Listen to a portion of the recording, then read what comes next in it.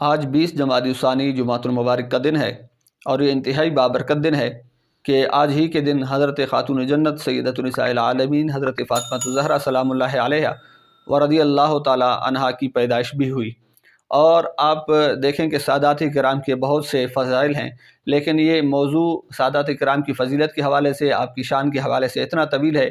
کہ اس موضوع کو 2-3 منٹوں کے اندر سمیٹا ہی نہیں جا سکتا، نہ یہ ممکن ہے کہ اس اتنے طویل موضوع کو 2-3 منٹوں کے اندر سمیٹا جائے۔ بہرحال حضرت خاتون جنت سلام اللہ علیہا و رضی اللہ تعالی عنہا کے حوالے سے اور سادات کرام کے مجموعی جو فضائل ہیں ان کے حوالے سے ایک گفتگو کروں گا۔ وہ 5 علماء کرام جن کے علم و عمل اور فہم و ادراک کا سکہ آج بھی پوری دنیا کے اندر رائج ہے، میں ان کی کتابوں سے کچھ باتیں آپ کے سامنے عرض کروں گا۔ اور یہ میں نے 5 کا عدد کیوں منتخب کیا، یہ بھی ذہن میں رکھیں کہ یہ پنجتن پاک کی نسبت سے 5 بزرگان دین جن کے حوالے میں پیش کرنے جا رہا ہوں۔ وہ 5 بزرگان دین کون سے ہیں؟ علامہ آلوسی رحمۃ اللہ تعالی علیہ جنہوں نے روح المعانی لکھی اور روح المعانی کے اندر یہ بات ارشاد فرمائی، علامہ شیخ اسماعیل حقی رحمۃ اللہ تعالی علیہ جنہوں نے روح البیان لکھی اور اس کے اندر یہ بات ارشاد فرمائی۔ اسی طرح شیخ محی الدین ابن العربی رحمۃ اللہ تعالی علیہ جنہوں نے تفسیر ابن العربی لکھی، امام فخر الدین رازی رحمۃ اللہ تعالی علیہ نے تفسیر کبیر کے اندر ارشاد فرمایا، اور امام خازن رحمۃ اللہ تعالی علیہ نے تفسیر خازن کے اندر یہ بات ارشاد فرمائی ہے۔ وہ بات کیا ہے؟ حضرت بالخصوص حضرت شیخ محی الدین ابن العربی رحمۃ اللہ تعالی علیہ اس آیت کو پیش کر کے پھر یہ پیش کرتے ہیں کہ اللہ کے نبی علیہ الصلوۃ والسلام کا فرمان ذیشان ہے کہ حرمت الجنۃ علی من ظلم اہل بیتی۔ یہ بہت ہی بڑی بات ہے، اور یہ کسی عام انسان کی، کسی محقق کی، کسی مجتہد کی، کسی شیخ الاسلام کی نہیں ہے، بلکہ یہ خود اللہ کے نبی علیہ الصلوۃ والسلام کا فرمان ذیشان ہے۔ آپ کے فرمانے کا مقصد یہ ہے کہ کوئی شخص کتنا ہی بڑا متقی ہو، پرہیزگار ہو، عبادت گزار ہو، طاعت شیار ہو، لیکن اگر خدا نخواستہ یہ جو ایک انداز ہے یہ اگر اس سے مس ہو جاتا ہے، اس سے ضائع ہو جاتا ہے، تو اسے عبادتیں کوئی فائدہ نہیں دیں گے، اسے طاعتیں کوئی فائدہ نہیں دیں گے، اسے اس کا علم کوئی نہیں فائدہ دے گا، اسے اس کا عمل کوئی نہیں فائدہ دے گا۔ وہ کیا بات ہے، وہ کون سی اتنی خطرناک ہے، وہ کون سا ایک الرٹ ہے جس کے لیے ہوشیار کیا جا رہا ہے کہ وہ کون سی بات ہے؟ فرمایا کہ اس شخص پر جنت حرام ہے کہ جس نے میری اہل بیت کے ساتھ ظلم کیا۔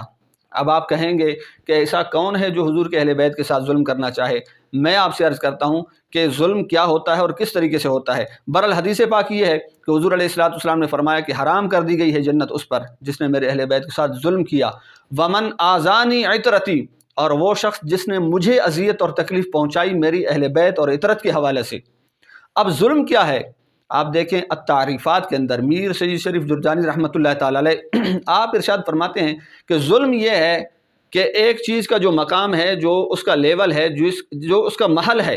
اس کے سوا اس کو کسی جگہ پہ رکھنا، یہ اس کے ساتھ ظلم و زیادتی ہے۔ میں چھوٹی سی مثال عرض کروں گا کہ عام کتاب کا معیار الگ ہے، قرآن پاک کا معیار الگ ہے۔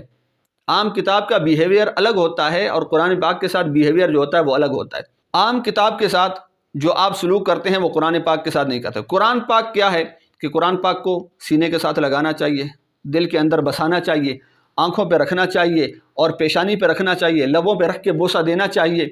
یہ تمام کام آپ قرآن پاک سے لیتے ہیں، اور اسی طرح ایک عام کتاب کے ساتھ یہ سلوک نہیں کیا جاتا۔ اور ہاں، جو عام کتاب کے ساتھ سلوک کیا جاتا ہے پھر وہ قرآن کے ساتھ نہیں کیا جا سکتا اور نہیں بھی کرنا چاہیے۔ اور اسی طرح سمجھانے کا مقصد یہ ہے کہ عام انسان اور اہل بیت برابر نہیں ہیں۔ اس بات کو سمجھیں، خدا را اس بات کو سمجھیں کہ عام انسان کی شان، اس کا مقام، اس کا معیار الگ ہے،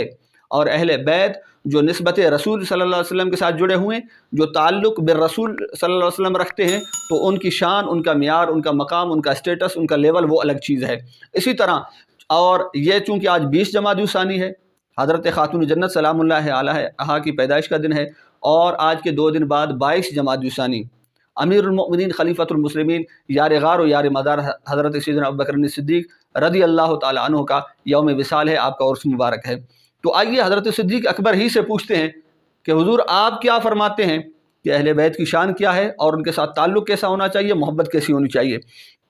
اب ذہن میں رکھیں کہ حضرت ابوبکر صدیق رضی اللہ تعالیٰ عنہ کیا فرماتے ہیں۔ یہ بخاری شریف کی حدیث پاک ہے جو حضرت ابوبکر صدیق رضی اللہ تعالیٰ عنہ نے ارشاد فرمائی ہے۔ بخاری شریف کے اندر یہ حدیث پاک موجود ہے، حضرت امام بخاری رحمۃ اللہ تعالیٰ علیہ نے حدیث پاک نقل کی۔ آپ فرماتے ہیں کہ ان ابی بکر صدیق رضی اللہ تعالیٰ عنہ قال ارکبوا محمد صلی اللہ علیہ وسلم فی اہل بیتہ،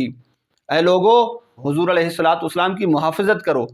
حضور علیہ الصلوۃ والسلام کی عزت و ناموس کا لحاظ رکھو، لیکن کس طریقے سے؟ فرمایا فی اہل بیت ہی، جب آپ حضور علیہ الصلاۃ والسلام کی اہل بیت سے محبت کریں گے، ان کی عزت و عظمت کو سمجھیں گے، ان کی ناموس اور توقیر کو سمجھیں گے، تو یہ ایسا ہی ہے گویا کہ آپ نے حضور علیہ الصلاۃ والسلام سے محبت کی ہے۔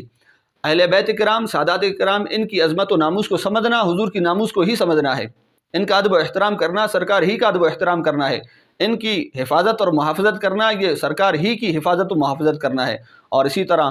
اہل بیت کے ساتھ محبت کیسی ہونی چاہیے؟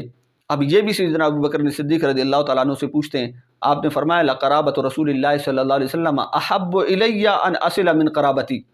فرمایا میں اپنی قرابت، اپنے رشتہ داروں سے، اپنے عزیزوں سے زیادہ اس چیز کو پسند کرتا ہوں کہ میں سرکار کے رشتہ داروں کے ساتھ جڑوں، سرکار کی جو اہل بیت ہے، سرکار کے جو اولاد ہے، سرکار کی جو عطرت ہے، میں اس کے ساتھ محبت کروں، ان کے ساتھ تعلق کو جوڑوں، ان کے ساتھ اٹھوں اور بیٹھوں۔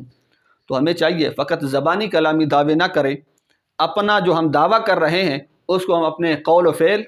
عمل و کردار اور گفتار، ان چیزوں کے ذریعے ہم ثبوت پیش کریں اور عملی طور پہ ہم اس چیز کو پیش کریں کہ ہمیں دعویٰ کرنے کی ضرورت ہی نہ پڑے کہ ہم اہل بیت سے جی جناب بہت محبت کرتے ہیں، ہم اہل بیت کی تعظیم و توقیر کرتے ہیں، ہمیں زبان سے کہنا ہی کیوں پڑتا ہے؟ ہمارا کردار اور گفتار، ہمارا رویہ ایسا ہونا چاہیے، ہمارا بیہیویئر ایسا ہونا چاہیے کہ لوگ خود کہیں کہ جناب یہ ہے اہل بیت کے ساتھ محبت کرنے والا۔ اللہ پاک ہمیں حضور علیہ الصلوۃ والسلام اور آپ کے اہل بیت کرام کی پکی سچی محبت اور غلامی نصیب فرمائے، آمین۔